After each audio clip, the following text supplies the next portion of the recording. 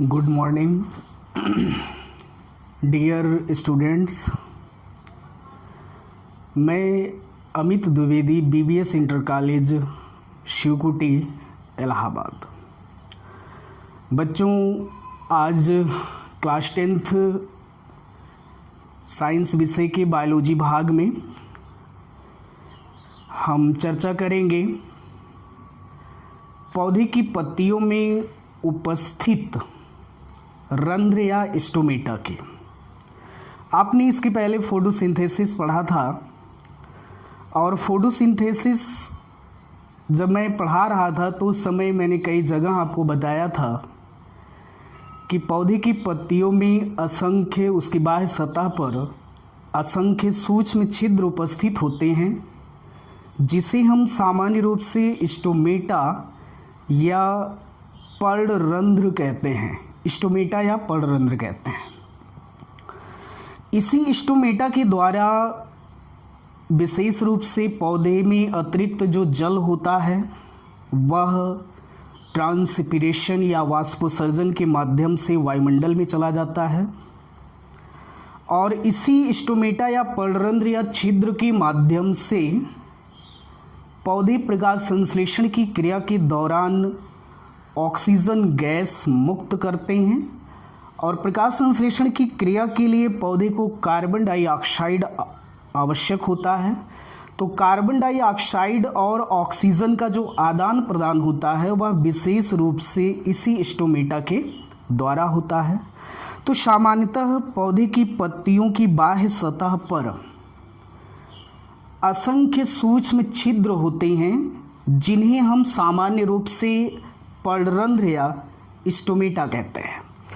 जैसा कि यहाँ पर चित्र में बना है, ये रचना है एक स्टोमेटा या एक पर्णरंध्र की क्या है, संरचना है। तो अभी मैंने बताया कि इसी पर्णरंध्र या इसी छिद्र के द्वारा विशेष रूप से आपकी जो ऑक्सीजन है प्लस कार्बन डाइऑक्साइड है प्लस जल है, इन सभी का ऑक्सीजन और कार्बन डाइऑक्साइड, ऑक्सीजन पौधे के इसी छिद्र द्वारा बाहर निकलती है, और कार्बन डाइऑक्साइड जो होती है यह इसी छिद्र के माध्यम से पौधे की पत्तियों में प्रवेश करती है, और पौधे की जड़ों द्वारा अवशोषित जो जल होता है, क्योंकि जड़ों द्वारा जल अवशोषित होता है, तो जब पौधे में जल की मात्रा अतिरिक्त होती है तो उस कंडीशन में पौधे में एक प्रक्रिया होती है ट्रांसपिरेशन, जिसको आप विशेष रूप से कहते हैं वाष्पोत्सर्जन। और इसी वाष्पोत्सर्जन के द्वारा पौधे में उपस्थित जो अतिरिक्त जल है इसी रंध्रों के माध्यम से बाहर निकल जाता है। तो लगभग 90% जो जल होता है पौधे से इसी रंध्र के द्वारा क्या होता है, बाहर निकलता है। देखिए, इस स्ट्रक्चर को अगर आप ध्यान से देखते हैं तो सबसे जो बाह्य आवरण इसका दिख रहा है स्टोमेटा का, ये कहलाती है सहायक कोशिकाएं या एपिडर्मल सेल कहलाती हैं। उपत्वचीय कोशिकाएं विशेष रूप से होती हैं। इस उपत्वचीय कोशिकाओं में ये जो रचना आपको दिख रही है, इस रचना को कहा जाता है रिक्तिका। क्या कहते हैं? रिक्तिका कहते हैं। एक स्टोमेटा में दो गार्ड सेल होते हैं। गार्ड सेल या इनको कहा जाता है रक्षक कोशिकाएं। ध्यान दीजिएगा, एक स्टोमेटा या एक रंध्र में गार्ड सेल की जो संख्या होती है वो सामान्यतः कितना होती है? 2 होती। 2 गार्ड सेल होते हैं, ये रक्षक कोशिकाएं। यहाँ पर जहाँ आपने रक्षक कोशिकाएं लिखा है और यहाँ पर आपने लिखा है पतली भित्ति, ये गार्ड सेल है। गार्ड सेल की ये जो बाह्य भित्ति है ये पतली होती है। रक्षक कोशिकाओं की जो बाह्य भित्ति होती है वो कैसी होती है? पतली होती है। कैसी भित्ति है? बाह्य भित्ति। तो बाह्य भित्ति कैसी है? पतली होती है गार्ड सेल की। तो स्टोमेटा में कितनी रक्षक कोशिकाएं? 2। तो जो बाह्य भित्ति है गार्ड सेल या रक्षक कोशिकाओं की वो पतली होती है, लेकिन जो आंतरिक भित्ति होती है वो आंतरिक भित्ति क्या होती है, मोटी होती है। आपने यहाँ पर लिखा है रक्षक कोशिका की मोटी भित्ति, तो कैसी भित्ति है, आंतरिक भित्ति। क्या है, आंतरिक भित्ति। तो आंतरिक भित्ति कैसी है, मोटी होती है। क्लियर। इस गार्ड सेल में यहां पर मिडिल में देखिए न्यूक्लियस उपस्थित है, केंद्रक होता है। गार्ड सेल में प्रत्येक रक्षक कोशिका में केंद्रक के साथ साथ यहां पर देखिए तरल पदार्थ भी भरा है। इसको आप कोशिका द्रव्य कहते हैं। इसको क्या कहेंगे, कोशिका द्रव्य। और इसी कोशिका द्रव्य में कोशिका के सभी कोशिकांग, इसी कोशिका द्रव्य में कोशिका के अधिकांश कोशिकांग या सेल ऑर्गेनेल्स पाए जाते हैं। जैसे यहाँ पर दिखा है हरित लवक, तो इसी भाग में यहाँ पर देखिए हरित लवक या क्लोरोफिल भी क्या होता है, पाया जाता है। ये जो रचना दिख रही है ये कहलाती है रंध्र या इसको कहते हैं छिद्र। इसी रंध्र या छिद्र के माध्यम से ऑक्सीजन, कार्बन डाइऑक्साइड और जल, ऑक्सीजन बाहर निकलता है, कार्बन डाइऑक्साइड इसके अंदर आती है। इसी के द्वारा जब रात में आप देखते हैं, कहा जाता है कि रात में पेड़ के नीचे नहीं सोना चाहिए। उसका रीज़न क्या है, क्योंकि रात में पौधे में भोजन बनाने की प्रक्रिया होती है और उस दौरान पौधे इसी रंध्र के द्वारा कार्बन डाइऑक्साइड को भी रिड्यूस करते हैं। एक तो कार्बन डाइऑक्साइड वायुमंडल से लेते भी हैं और रात में पौधे कार्बन डाइऑक्साइड को क्या करते हैं, छोड़ते हैं। लेकिन कुछ पौधे अपवाद स्वरूप हैं जो रात में ऑक्सीजन छोड़ते हैं। और जल है, अतिरिक्त जो जल होता है इसी रंध्र या छिद्र के माध्यम से जो है बाहर निकल जाता है। देखिए बेटा, ये जो टॉपिक है बोर्ड एग्जाम के लिए मोस्ट इम्पॉर्टेंट होता है। कई बार अगर आप अंसाल उठा के देखेंगे तो कई बार इस टॉपिक से रिलेटेड क्वेश्चन पूछा गया है कि रंध्र के खुलने और बंद होने की प्रक्रिया, पौधे की पत्तियों में उपस्थित जो रंध्र हैं ये कब खुलते हैं और कब बंद होते हैं, इनकी क्रियाविधि क्या है। ये मोस्ट इम्पॉर्टेंट क्वेश्चन बनता है यूपी बोर्ड में। और जब भी पूछा गया है, 4 नंबर में पूछा गया है, तो आज इसको ध्यान से समझने का प्रयास करिएगा और आपको आशा है कि आपको समझ में भी आएगा। तो यहाँ पर आप स्टोमेटा से परिचित हो गए, ये स्टोमेटा का स्ट्रक्चर हुआ। अब यहाँ पर बात आती है रंध्र के खुलने और बंद होने की प्रक्रिया। देखिए बेटा, रात के समय क्या होता है, विशेष रूप से रंध्र बंद होते हैं और दिन के समय खुल जाते हैं। क्यों ऐसा होता है?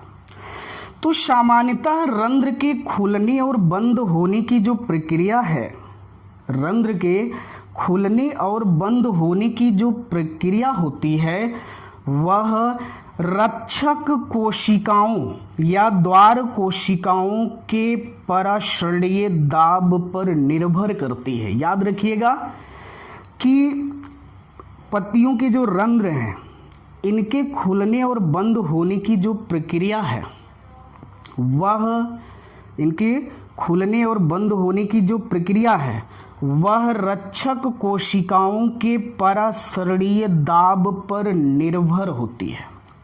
कैसे रंध्र खुलते हैं, कैसे बंद होते हैं, किस कंडीशन में, आइए इस पर हम डिस्कस करते हैं। सामान्यतः होता क्या है बेटा कि रात्रि के समय जो रक्षक कोशिका है, रात्रि के समय ये जो रक्षक कोशिका है, इस रक्षक कोशिका में मंड का अनुपात अधिक होता है, स्टार्च। और मंड आपका एक प्रकार से अविलीयशील होता है या अघुलनशील होता है, विलीय नहीं होता है। आपको 9th में बताया गया था कि जो स्टार्च या मंड होता है यह जल में कैसा होता है, अघुलनशील होता है। जल में कैसा होता है, अघुलनशील होता है। लेकिन दिन के समय होता क्या है, जैसे ही सूर्य का प्रकाश पौधे की पत्तियों पर पड़ता है तो उस समय एक विशेष एंजाइम होता है फास्फोरिलेज। फास्फोरिलेज। फास्फोरिलेज जो एंजाइम है, यह इस जो गार्ड सेल में जो मंड है इसको विलीय शर्करा में बदल देता है। दिन के समय जो रात में मैंने बताया कि जो गार्ड सेल में रक्षक कोशिकाओं में अविलीय मंड है, अविलीय सेल, दिन के समय जब सूर्य का प्रकाश पड़ता है तो उस कंडीशन में फास्फोरिलेज जो एंजाइम है, यह एंजाइम या विकर क्या करता है कि इस मंड को जो आप अविलीय है इसको सरल घुलनशील या विलीय शर्करा में क्या करता है, बदल देता है। और दिन में क्या होता है, पौधे में जल ग्रहण करने या जल अवशोषण की जो प्रक्रिया है वो तीव्र होती है। तो उस कंडीशन में होता क्या है कि जो रक्षक कोशिका की जो मोटी भित्ति है, ये मोटी भित्ति, रक्षक कोशिका की जो मोटी भित्ति है, ये जल और शर्करा, जल प्लस शर्करा को क्या करती है, अवशोषित कर लेती है। रक्षक कोशिका या गार्ड सेल की जो मोटी भित्ति है ये जल और शर्करा को अवशोषित कर लेती है। जब ये जल और शर्करा को अवशोषित करती है तो होता क्या है कि जो द्वार कोशिका का जो कोशिका रस है इसका परासरणीय दाब बढ़ जाता है। इसका क्या बढ़ेगा, परासरणीय दाब। परासरणीय दाब क्या होता है, बढ़ जाता है। फिर से देखिए, रक्षक कोशिका की जो मोटी भित्ति है ये दिन में जल और शर्करा को अवशोषित करके विशेष रूप से भित्ति क्या होती है, ये मोटी होती है। साथ ही साथ रक्षक कोशिकाओं का जो कोशिका रस है इसका परासरणीय दाब क्या होता है, बढ़ जाता है। तो उस कंडीशन में होता क्या है, सपोज दैट बेटा ये मान लीजिए रक्षक कोशिका की मोटी भित्ति है, ये दोनों रक्षक कोशिका की क्या है, मोटी भित्ति है। इस टाइप से जब ये जल और शर्करा को अवशोषित करते हैं तो उस कंडीशन में ये स्फीति अवस्था में आ जाते हैं। स्फीति अवस्था में ऐसे हैं और ये फूलते जाते हैं, स्फीति अवस्था में आते हैं, रंध्र खुल जाते हैं।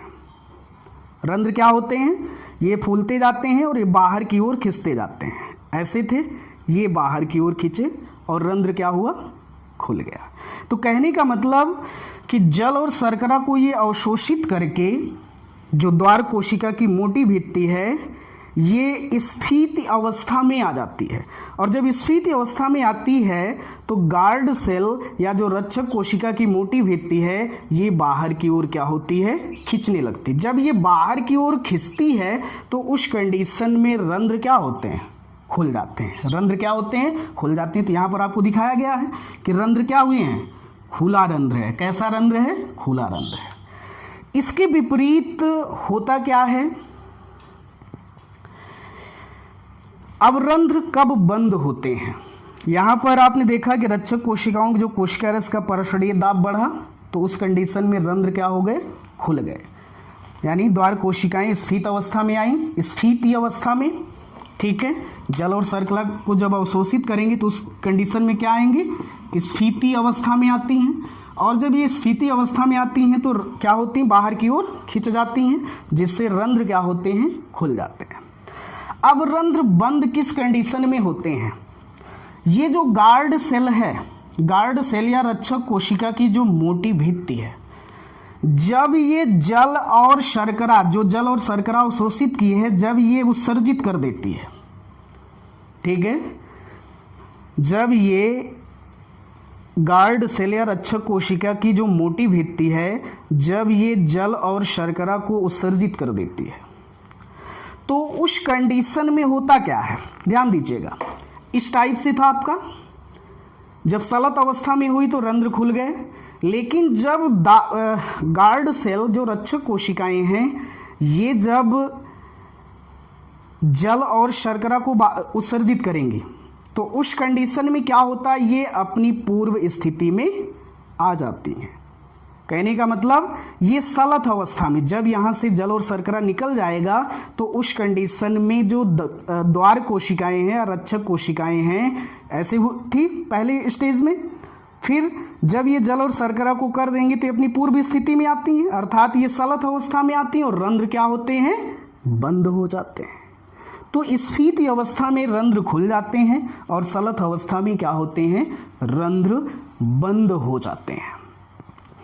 इसी में 2 नंबर में बोर्ड एग्जाम में क्वेश्चन और पुटअप हुआ है कि स्टोमेटा का कार्य बताइए। पौधे की पत्तियों में उपस्थित जो पर्णरंध्र होते हैं उनकी कार्य क्या है। तो आप आसानी से बता सकते हैं कि स्टोमेटा के द्वारा पौधे में उपस्थित 90% जो जल है उसका वाष्पोत्सर्जन होता है। दूसरी जो बात होती है स्टोमेटा के द्वारा, पर्णरंध्र के द्वारा पौधे में प्रकाश संश्लेषण के दौरान बनी हुई जो ऑक्सीजन है वो बाहर निकलती है। पौधे को प्रकाश संश्लेषण की क्रिया करने के लिए कार्बन डाइऑक्साइड की आवश्यकता होती है, उसी के द्वारा पौधे में कार्बन डाइऑक्साइड प्रवेश करती है और रात में पौधे में उसी स्टोमेटा या रंध्र के द्वारा क्या होता है, आपका CO2 रिड्यूस होता है, CO2 मुक्त होता है। आशा है बेटा कि काफ़ी कुछ चीज़ें आपके समझ में आई होंगी। ठीक है, इसके बाद नेक्स्ट टॉपिक में आगे हम चर्चा करेंगे। उसके लिए तब तक थैंक यू, धन्यवाद।